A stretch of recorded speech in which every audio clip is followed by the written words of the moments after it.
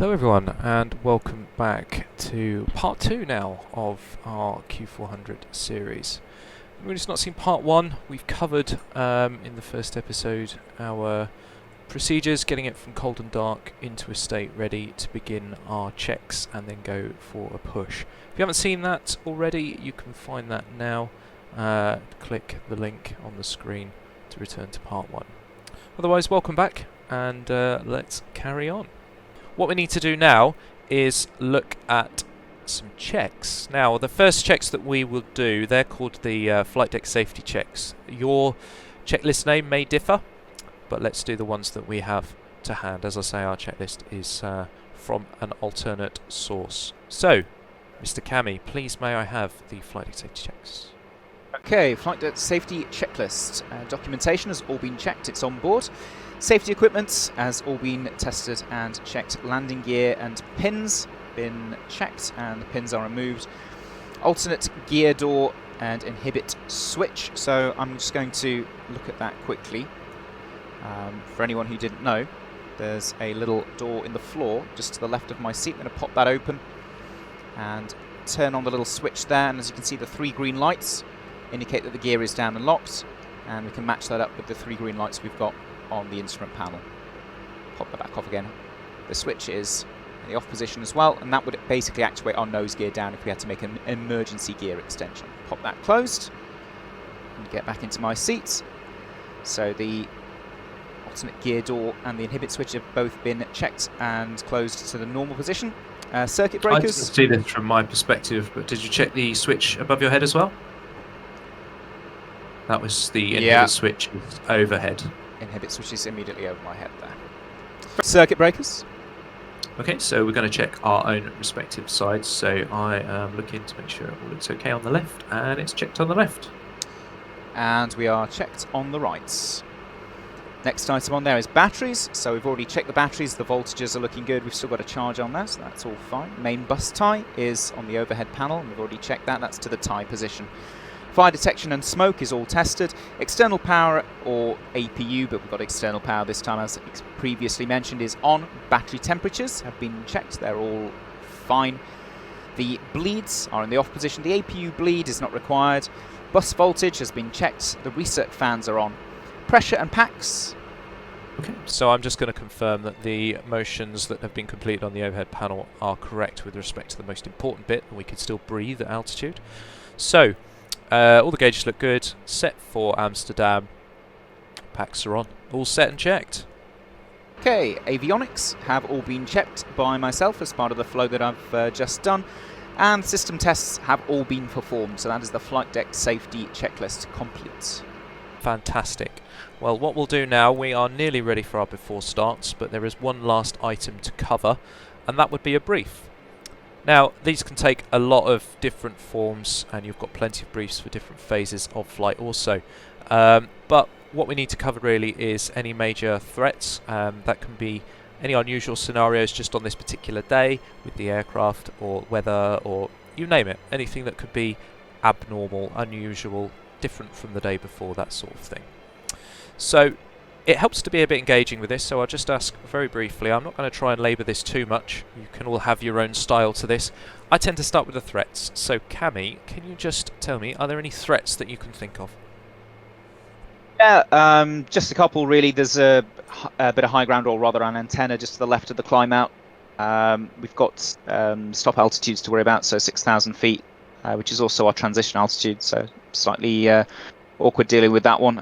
Unfamiliarity, we're both a little bit rusty perhaps. Not flown the aircraft in a while, but they're the main ones that I've come up with. Okay, great. So what I would tend to do then is just list how I would mitigate those threats. Now, there is an antenna to the northeast of the field. We're actually doing a southeasterly departure, so it shouldn't be affected by that. Worst case high ground though, we've got this figure called minimum safe altitude, MSA 2.5. So one thing we could do is just monitor being above and below that. It's a clear day though, we'll get visual of any issues there. The 6,000 altitude, that's just the same as any departure, so not too unusual there that we've got 6,000 to stop at the first part of our departure. We're expecting then further climb from on this departure would be London control. And yeah, finally familiarity. This is why we've got 2 crew members, just to keep an eye on each other. So routing wise, let's just talk about the taxiway. We're expecting to push and start off 8 left. Will be straight push, and then it's going to be a longer taxi all the way up to holding point Alpha 1. If you're feeling daring, you could probably take Bravo for a slightly shorter takeoff roll, but it's still a long runway. Either would work. So routing wise, we're expecting to go along Delta, Alpha, up to either of those 2 holding points. We'll be starting both engines on the push, and then we can do our relevant checks there. And then the departure, I'm just going to check that the waypoints match on the FMS, because it is what's known as an RNAV departure, an RNAV SID, and these waypoints don't actually reflect any particular nav aid or radial and distance from. They are just points in space, so we just want to make sure really the names match. You could check that along if you're really bored, but we're not going to do that. BB12, BB16 and 19, and then we should be onto Daventry. Yep, we've got Daventry there, and we actually know that Daventry is 116.4, so thanks to Cami we've got that also backed up. But we don't need the needles to point at this VOR for this departure. It is purely an RNAV departure.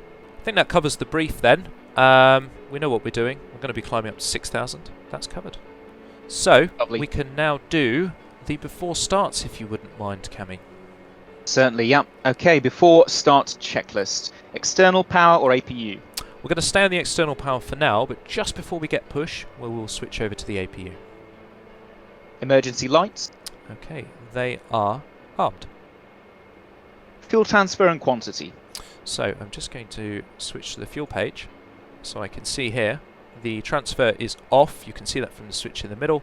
Quantity 26, and as you might see from our flight plan, I'll flash it up now. That's sufficient for the flight. Just give me 1 second to put those screens back. Doors. There we go. Brakes and pressure? So the brake is on, thanks to it being prepared. We can see that in the corner as well. And the pressure is sufficient. Power and condition levers? And they are in the disc fuel off position. Nose wheel steering? Is off. Altimeters? We have a QNH of 1034 set 3 times. Briefing? Complete if you are happy, sir. I'm happy also, and that's Wonderful. the before start checklist complete. Okay. So what we need to do now, we're all set to go really. We've just got a couple outstanding items. The first one, of course, is looking outside now. We still have all the doors open, but about this time you'd be expecting to receive the information from the dispatcher that everyone's on board, and all the people at the relevant doors will be starting to close things up. So let's say that they've done that now. So on the Majestic Sim, we've got the services and the exits, and we're going to start closing things off. Now, I think for some strange reason, when I close the aft baggage hold door, it then seems to shut the passenger door. Let's see if it still does it. Yeah, strange that. So the passenger door is shut when I clicked baggage. But it doesn't matter, I'll press that now, and that should close off the baggage door as well. You can see it closing on the outside. Wonderful. So all the bags are on board, and let's finish up with the forward passenger door. So this is us now getting ready with all the doors shut.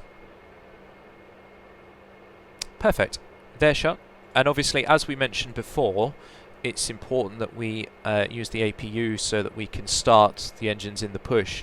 Now you can actually start the engines on the batteries. You're using electrical power to start the engines, not bleed air like a lot of jet aircraft.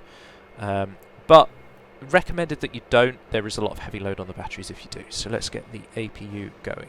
So I'm going to press the power button in. It'll do a little self-test. There we go. Push the start button, and we'll just wait for that to start up.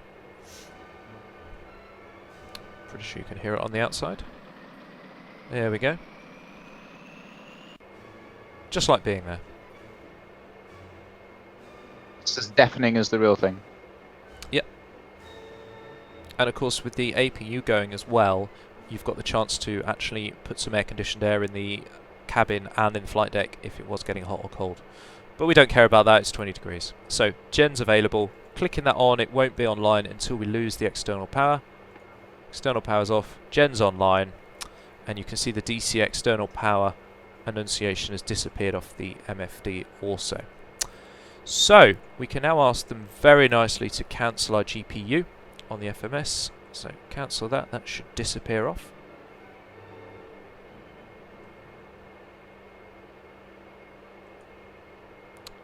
Eventually.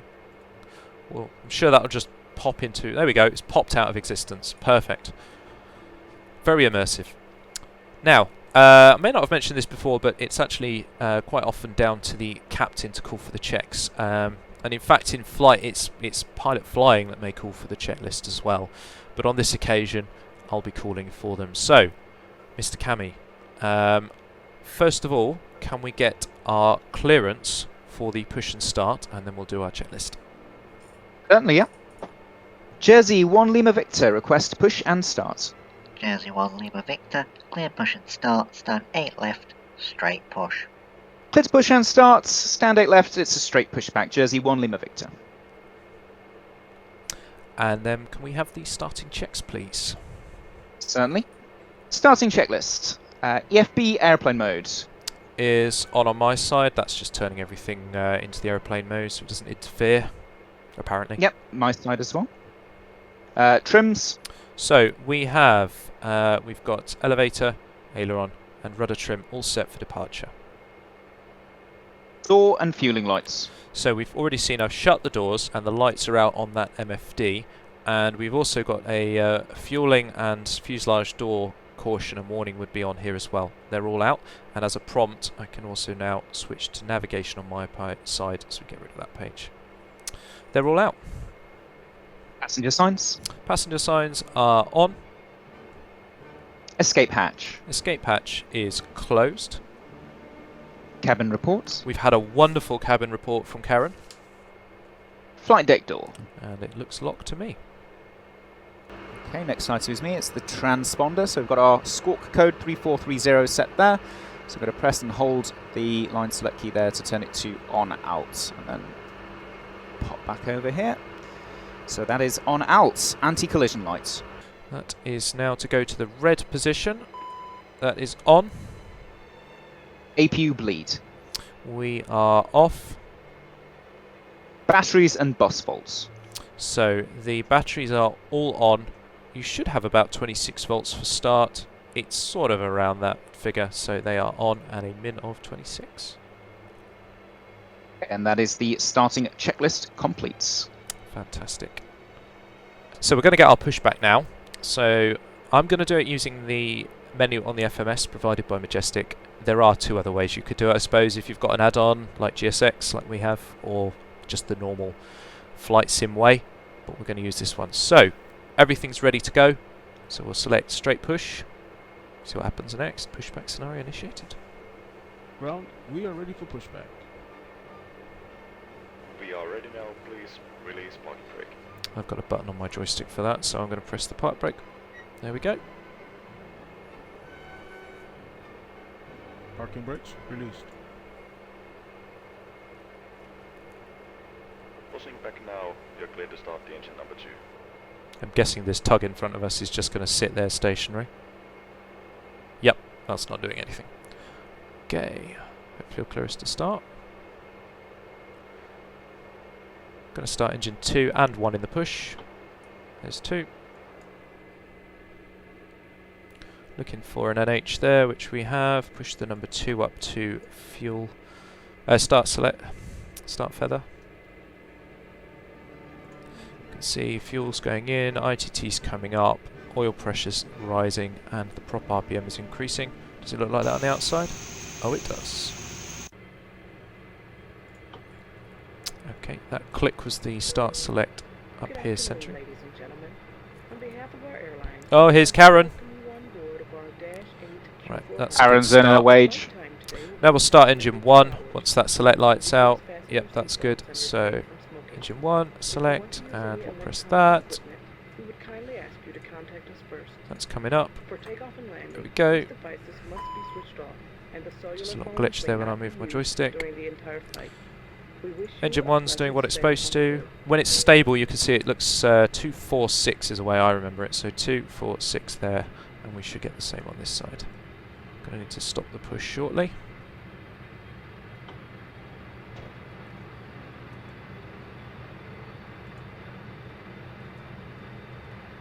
So we can make the turn. It's quite a long push back off this stand. Okay, engines are stable. Let's go with the finish the push there. We've got the clearance to make it a left turn here. Oh, he's already started turning us. Ladies and gentlemen, may we have your attention to the international Looks like safety complete lead regulations. set departing brake. This aircraft Press my has park 6 brake button. emergency There we exits. go. If you can clear the caution, Pammy. Docking brake set. Can we get clearance at number They 1? are marked with the exit sign. Illuminate We don't need the that, we've already started the number one. on the floor. Lead to the Control is exit. free and clear of nose gear.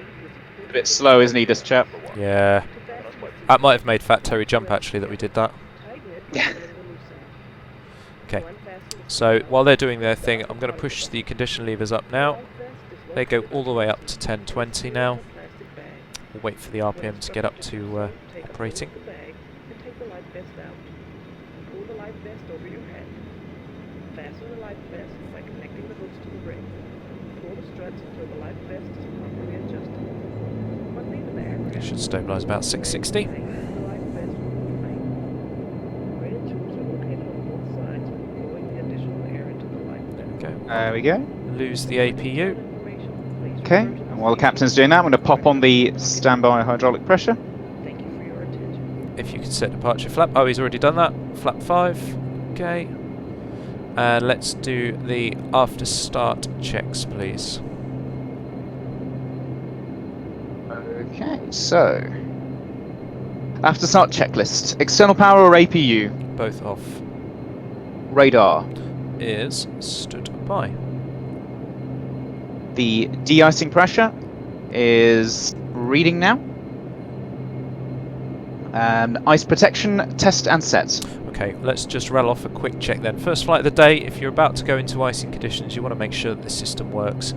And obviously in the simulator, pretty sure it will work, but I'll just show you what we do. So we're just going to run the boots and check that they're all working without any leaks. So select manual. And what Cammy could do is check his de-ice pressure gauge to see if they're actually dipping as each boot is inflated. So I'll start the cycle now if you're ready, Cammy. So you can see these lights are all coming on. You might see a dip, you might not. And just run them all the way around, make sure the lights are doing what they're supposed to. Back to the off position. And then we're going to run a fast cycle, auto, to see if it takes about a minute to complete. Let's see if I can run the timer for that. Looks to be running. Perfect. Going to test the props as well. Just run it to the test position and make sure that each one illuminates for 7 seconds. Just means it's doing its job, it's got the right voltage.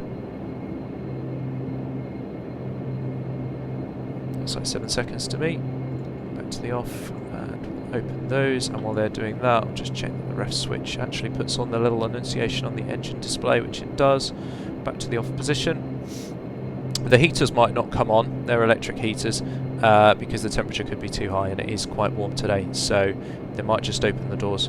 That's tested, that's back to standard, and actually it's too hot for us to use the windshield heat as well, so we're going to leave that. So that is tested and it's set. Coming. Okay, lovely. Fuel pump. I'll pop those on now. There we go. So fuel pumps are on. Rudder. Right, it's just a quick full and free check. I'll just expand my MFD so you can see what's going on down the bottom here. As long as you've set the flap, you should get full deflection here. If you haven't, you'll only get half scale deflection. So full right and full left. That's it. Rudder, full travel. Nose wheel steering. Is over here. On. Hydraulics.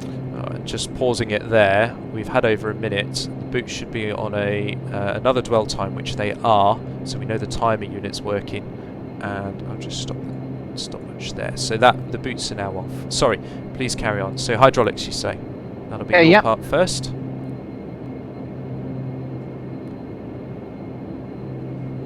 So he's just put on all the pumps and the number 3 isol valve. I'm just going to check that we have full travel on the primary flying control systems page over here, which we do. And if you can depressurise that number 3 for me. Certainly. And we're expecting to see the pressure drop. There we go. I've just pushed the elevator forward a couple of times to reduce it. That's it. Okay, hydraulics are checked. I'll just close that guard for you. Carry on. And flaps and speeds. Okay, so we have flap 5 set, and it's actually indicating. And the speeds we have are, and this is where Cami will read off his side to make sure they match, and if he had it written down on a card as well, he'd check it against those. So I'm just going to read out the last two numbers: 29, 29, 31, 41, 53. That's checked. Excellent. Okay, so that's after start checklist complete. Perfect. Okay, so what we're going to do now is we will call for taxi. Jersey 1 Lima Victor, request taxi. Jersey 1 Lima Victor, taxi via Delta, Alpha, holding point Alpha 1, runway 15. QNH is now 1033. Taxi via Delta and Alpha to holding point Alpha 1 for runway 15. QNH 1033, Jersey 1 Lima Victor. Okay, so we've got a new QNH. I'm just going to set that on my side and the ISI as well. There we go. Happy on your side? And I'll do that on my side as well. There we go. Fantastic. Okay, so we have just a quick read back here. What I'm going to do, I've got a QNH of 1033 set on the left, and I can see I'm clear on the left, and we are cleared to holding point Alpha 1. And clear on the right. And yep, holding point Alpha 1. Perfect. And we'll put the taxi light on now before we start. There we go. And let's start moving off. Brakes are off. And I'm going to need to grab the tiller here. The only way I can do it is with the mouse, which is nice. So I'll get a hold of it and then I can actually steer. Right, and as we start moving there, I'm going to do my taxi flow now. So Perfect. the bleeds are going to come on, and check the bleeds are on minimum. Bus tie switch can come off, and coming down to the center panel, it's going to be the auto feather will go white, and we check we've got normal takeoff power set, and check the ED for that.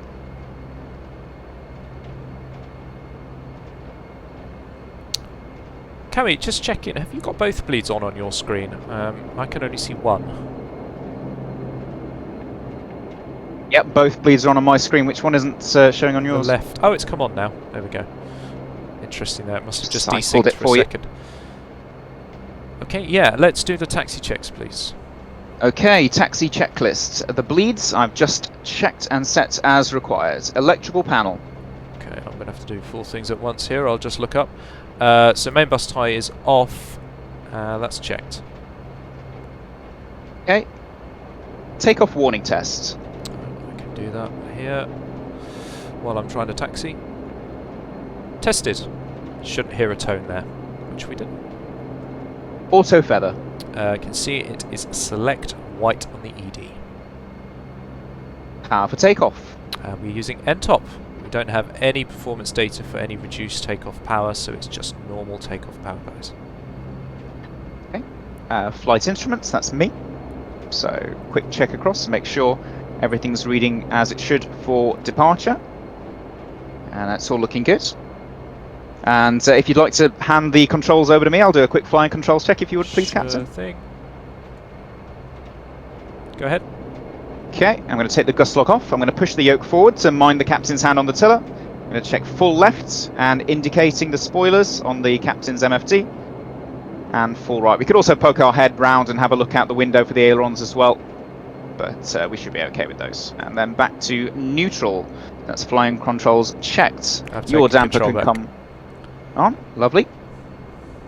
PFD, MFD, ED. So I'm just checking my forward screens, making sure there's no flags or errors, and the PFD, MFD, ED is all checked. Just on a note there as well, it's possibly something that Cami wasn't familiar with, but the electrical page on his side can be lost once he's checked the electrical loads are below 0.1 for departure, basically meaning that batteries are in a good condition.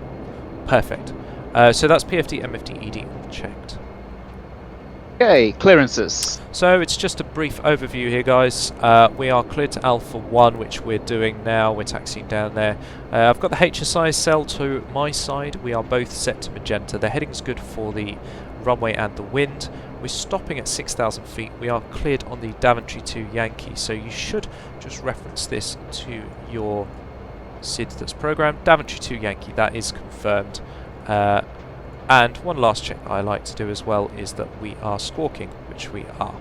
Clearance is complete. Right, and the cabin. And we've received our report from the cabin from good old Karen back there. Karen's told us that they're all strapped in. They're not raving too much. Some of them are drunk, but yeah, all good. Only to be expected with a flight to Amsterdam. Fantastic. Right. That is the taxi checklist complete, sir. Thank you. Jersey 1 Lima Victor, contact me on tower frequency 118.3. Contact tower 118.3, Jersey 1 Lima Victor. Okay, so I'll do that. Well, the captain's got his many hands full with the tiller.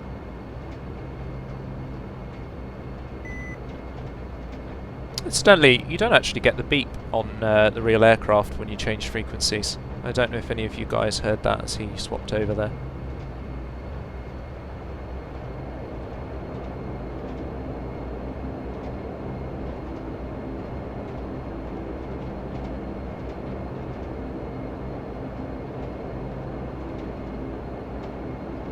So what we'll do now, guys, is we will go to holding point Alpha 1. We'll stop ourselves there. In some cases, you might actually get a clearance from tower to actually line up while you're taxiing, so you don't have to stop. But we'll just practice stopping there, and then we'll contact tower from the holding point. Yep, normally I would be calling up and saying we'll be ready on reaching, so we can kind of try to pull straight on and save a little bit of time here. In actual fact, that's not really an acknowledged call, that, you know. It's not really showing the controller that you are ready or not, so they shouldn't really issue another clearance from that. Just a fun fact for you guys, if you're that bored. Oh, there we go. I'm obviously an awful first officer. We do it all the time. What we can actually say right now is that we are ready for departure, because we are. And then they can just keep you going from there. So ready on reaching is a bit of a it's a bit of a misnomer. Right, so here we come round the corner for Alpha 1.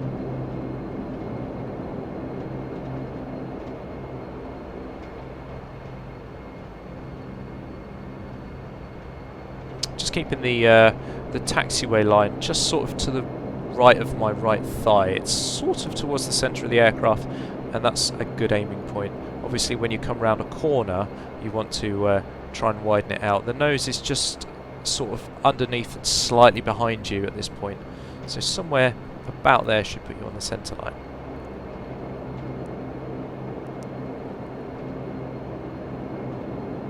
And we'll stop there. I'll apply the park brake. I'll just cancel that caution. So what we'll do now, we'll just check into tower and let them know that we are ready. So if you would do the honours, please, Cammy. Jersey 1 Lima Victor, Alpha 1 ready for departure. Jersey 1 Lima Victor, Lima Alpha 1, line up and wait, runway 15. Line up and wait, runway 15, Jersey 1 Lima Victor. So we've been cleared to line up. You can do a quick glance. What you do on the line is obviously check that there isn't actually anyone on the approach, and the stop bar is clear. And I'm going to release the park brake. I'm going to start rolling forward. And what I need to do at this point as well is put the flight taxi into the flight position.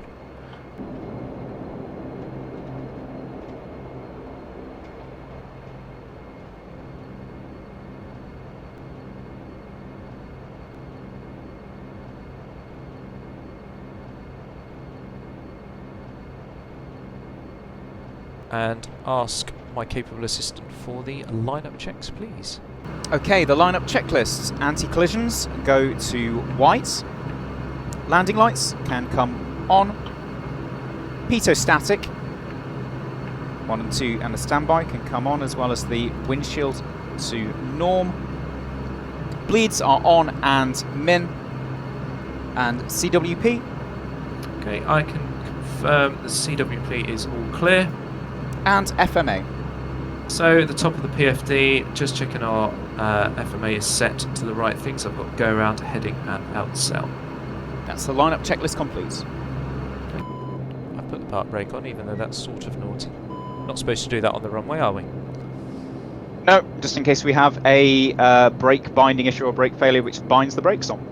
Fantastic, and that's got you to the start of the runway now, guys. So the next part, we're going to actually get ourselves airborne. So stay tuned for the next part of our series. Thanks for watching. Thanks for watching, guys.